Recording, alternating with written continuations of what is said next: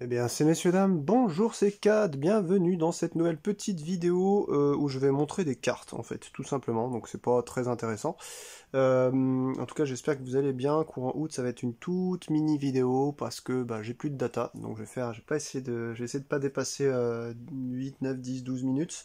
Aujourd'hui, je voulais parler un peu de, d'un très bon CCG, dont j'ai déjà parlé sur ma chaîne, qui est, je vais vous le montrer, celui-ci. Et là, je viens de craquer. J'ai acheté une boîte de réflexion que j'ai complètement ouverte. Non, je rigole en fait. Parce que ça, il y a encore 10 ans, allez, 15 ans, c'était marrant de dire ça, et pour 60, 70, 80 euros, vous en aviez. Maintenant, pour avoir cette carte-là, là, par exemple, Stone, ça vaut déjà 40, 50, 60 euros. Donc, c'est complètement indécent. Et vous l'avez vu peut-être, je rigole pas mal d'utiliser, on va dire, des titres un peu putassiers, putaclic, etc. Parce que j'avais envie de parler de ça encore aujourd'hui. Je sais que ça a dérangé quelques personnes quand j'avais expliqué comment faire des proxys de qualité.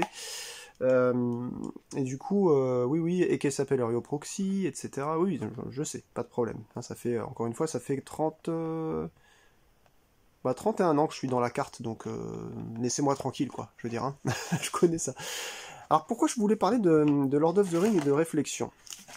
Parce que comme vous le voyez, en fait, bon là c'est un petit peu poussiéreux, on achète ça, peut-être qu'aujourd'hui ça vaut encore peut-être 30 balles ou 40 balles un booster maintenant, 24 par booster à l'époque, 18 cartes, c'était un mélange, vous savez, de la 1 à la 6, avant le retour du roi, plus une série où dedans vous aviez deux cartes d'une série de 52 cartes qui s'appelait les Reflections, du coup, où vous aviez Sauron, Boromir porteur d'anneaux, Galadriel porteur d'anneaux, des anneaux de nains, des anneaux d'elfes, etc. Enfin, en tout cas, pas mal de grosses cartes qui sont devenues ensuite de gros spoilers nécessaires pour faire des jeux ultra compétitifs, etc., etc. Donc, bien entendu, les rares plus comme Stone, ça vaut un rein, comme Gil-galad, etc., comme Elendil. Et donc, quand on n'a pas d'argent, donc on ne joue plus. Moi, je refuse ça, et je vais le dire ostensiblement, moi, je les emmerde, et je vole les jeux, voilà. C'est pas que je les vole, en fait, parce que c'est tombé dans... C'est pas dans le domaine public, parce que ça appartenait à New Line Cinema, par exemple, pour ça, mais, je veux dire, ils se font plus d'argent là-dessus, puisque la licence d'exploitation est terminée, donc il n'y a personne pour aller gueuler, et d'ailleurs, il n'y a plus de championnat officiel, donc, OSEF, quoi. Et j'irai même plus loin pour emmerder les joueurs de Magic, que je déteste. Coucou à vous, hein, mes trolls et puis mes haters, parce que je sais que, parce que j'ai mentionné déjà mes avis sur Magic, qui est un jeu que j'ai joué peut-être, pas loin de 12-13 ans quand même. Hein. Je me suis arrêté en 2004, attendez, 95. Ouais, j'ai dû m'arrêter en 2006 vraiment, quoi. Voilà. Donc moi je l'ai donné de l'argent encore une fois à ces connards, hein. Tout ça, des cartons, du carton, voilà, des mois de salaire, de RSA ou je ne sais quoi pour du carton. Bon voilà, ça vaut ce que ça vaut. Du coup c'est simple, soit on arrête de jouer à des CCG, parce que ça sert à rien, soit on joue qu'entre personnes qui ont à peu près les mêmes chances, c'est-à-dire on joue en mode, pour reprendre le terme des Magiceux, des commandeurs, etc. C'est-à-dire on se fait des decks avec une carte unique à chaque fois, 100 cartes, etc. Ces modes-là existent aussi dans tous les autres CCG, que ce soit ça, Game of Thrones CCG, qui est devenu JCE ensuite, enfin voilà, tous les modes de toute façon sont plus ou moins, on peut à peu près faire les mêmes choses, les mêmes formats d'un jeu à l'autre. Et puis du coup aujourd'hui, je voulais vous montrer ça, puisque j'ai envie de vous montrer quelque chose. Alors, on va ouvrir ça ensemble, hein, parce que je sais que ça fait du bien, je sais pas, de voir des gens qui ouvrent des choses, on appelle ça l'unboxing, hein, sur les réseaux. Alors je sais pas trop comment je vais me débrouiller, excusez-moi si ça fait du bruit. C'est tout simplement, les réflexions, avec, comment dirais-je, port compris, je crois que j'en ai eu pour 40 balles. Les 52 cartes réflexion donc, que je vous montre là, hein, qui me manquent dans ma collecte, parce que j'ai réussi in extremis et en mauvaise qualité, enfin moyenne qualité, coucou Mathieu, merci à toi, hein, si tu vois cette vidéo un jour, à avoir les... il se reconnaîtra, avoir les cartes en française pour un x1, donc je suis content, mais ça peut toujours pas me faire faire des decks, on va dire, compétitifs, quoi. Parce qu'on peut pas s'arrêter, je sais pas, vous avez envie de jouer Host of Moria, bah, vous n'allez pas l'avoir en une dans votre deck, par exemple, quoi. Voilà, ça n'a pas de sens. Donc j'ai trouvé d'autres moyens pour faire des... C'est mieux que des proxys, vous allez voir. Je vous avoue un truc, c'est la première fois que j'essaye cette méthode, donc je vais voir si je vais la continuer ou pas. Et on va voir si c'est satisfaisant comme type de proxy. On va les appeler comme ça. Pour moi, ce sont juste des cartes.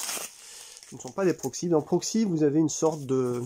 C'est quelque chose, vous savez, que vous êtes en décalage. C'est une sorte de je sais pas, d'avatar, d'un vrai, je sais pas, de quelque chose de plus réel, de plus vrai. Non, en fait, c'est pas un proxy, ce sont des cartes. Voilà.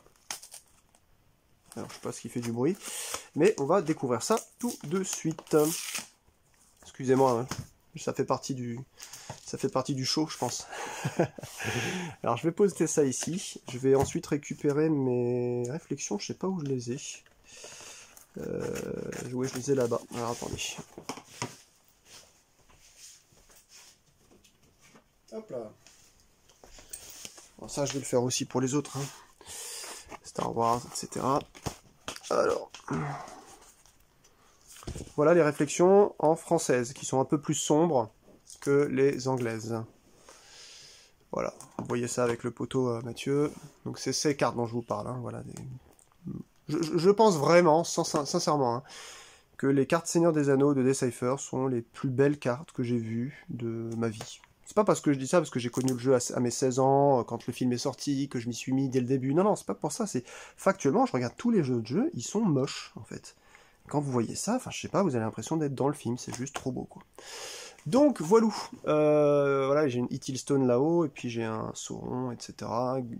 Et il y a un Tom Bombadil en bas. Enfin, vous connaissez, hein, pour ceux qui m'ont suivi un peu sur cette chaîne.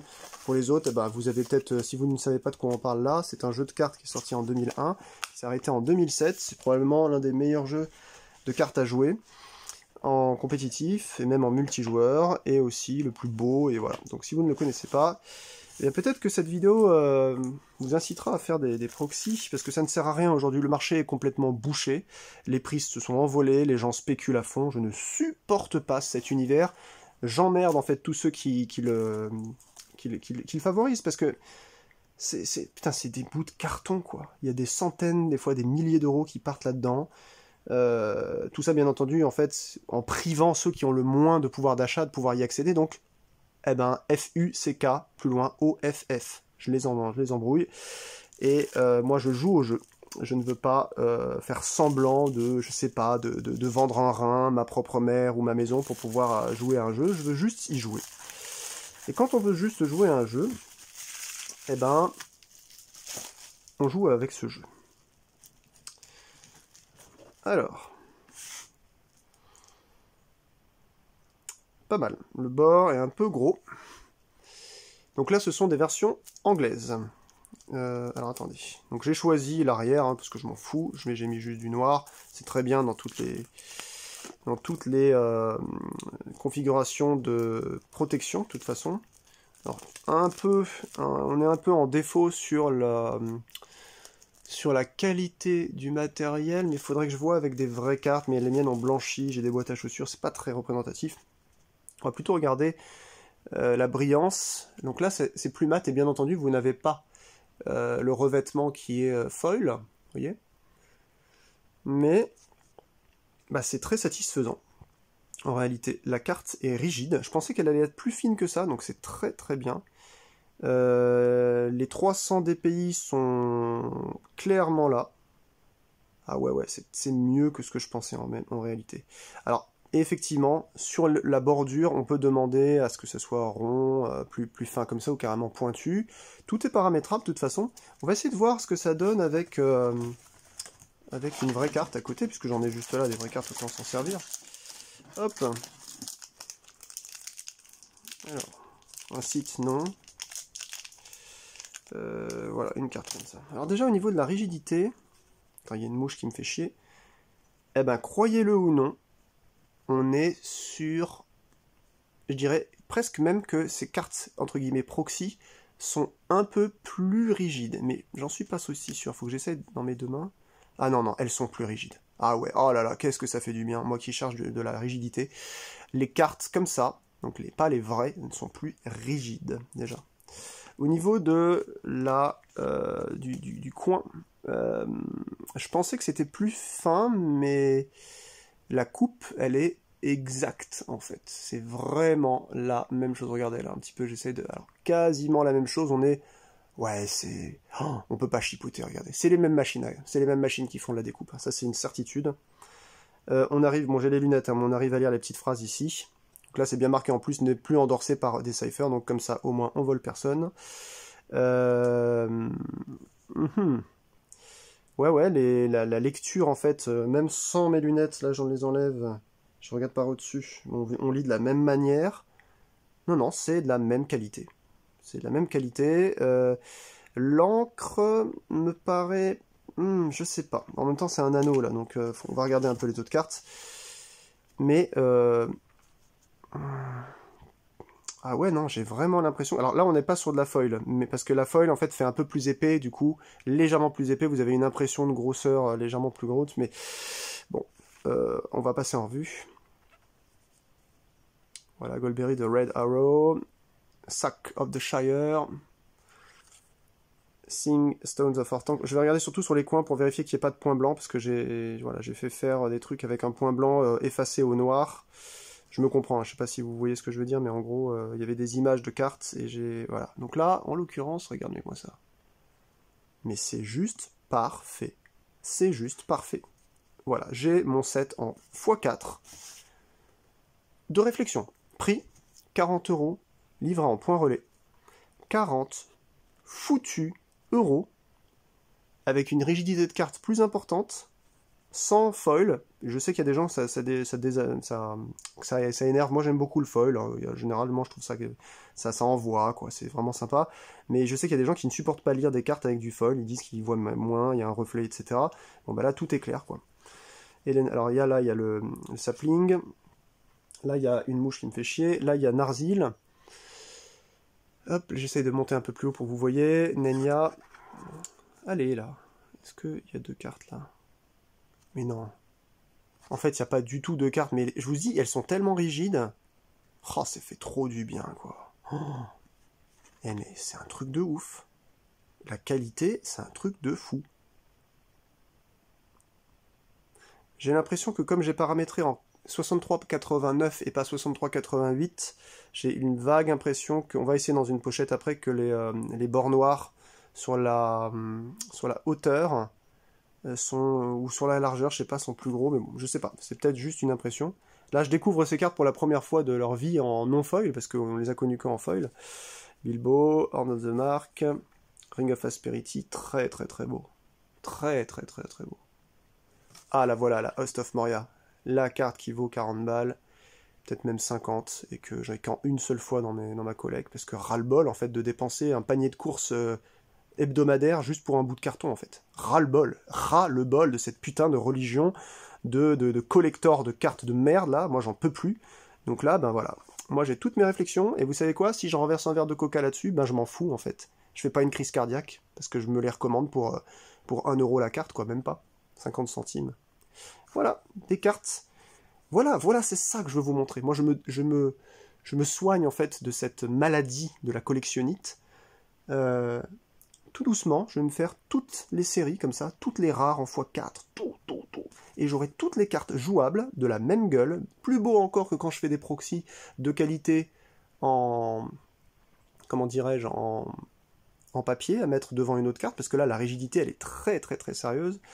Smeagol, là on a Elendil, très très sympa. Mais c'est clairement la même qualité d'impression. En fait, j'étais pas sûr au début, mais parce que l'encre paraît moins brillant, mais effectivement, vous avez une brillance supplémentaire sur la carte de base. Là, vous l'avez en mat. Bah, c'est pas du tout désagréable. Je trouve que ça fait plus mat, en fait. J'essaie de vous montrer avec des reflets pour que vous puissiez vous imaginer un peu le toucher, qui est très doux. Huorn. Ring of Rancor. Donc là, les fichiers de cartes, ce sont des fichiers haute définition. Hein. Et voilà, et exit les spéculations. Voilà. Ah oui, vas-y, tu me fais celle-là, à combien? À 30 balles? Bah non, en fait, je te la fais à 60, parce que celle-là, mais si tu m'échanges cette foil contre 2 qui valent 100... Mais en fait, ça, c'est ce qu'on appelle des problèmes de riches. Moi, je suis plus là-dedans, en fait. Moi, c'est plus mon monde, tout ça. Donc, réflexion, certes, mais réflexion gratuite, en fait. Voilà. Et toutes les autres aussi seront gratuites. Ithil, Stone, enfin, gratuites. Pour pas trop cher, quoi. Strands of the Heaven Hair. Slippery as Fishes. Sauron, le Lord of the Ring. Everyone Knows, le Ring of Fire, qui cote un peu aussi celle-là, parce que c'est une R+, 9R+, 43, là, je crois, ouais. Ent Draughts, la boisson Ent. Isildur. Donc là, on l'a en plus clair hein, que ce que je vous ai montré aussi, hein, puisque c'est la version anglaise. Narya. Hop. Gollum.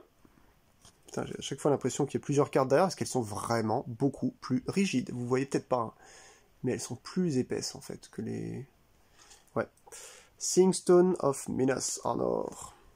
Sentback, Radagast, Galadriel, Glorfindel, Aeglos, Sindri, Ring of Fury, Ring of Accretion, Gimli Bearer of Grudges, Scroll of Isildur, Gil-galad, Mary's Dagger, Freka, la carte que j'ai achetée récemment pour l'échanger à mon pote Mathieu en Grèce. J'en ai eu pour 38 € plus 12 de frais de port, donc quasiment 50 balles la carte en anglais pour l'avoir en française. Bah voilà, en fait, là je vais protéger celle-là, je vais les mettre en 4, ça va me faire mon jeu d'un, quoi, voilà.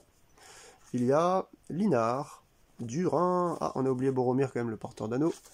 Turin 3, Ring of Retribution, le Knife of the Galadrim, l'Elven Rope.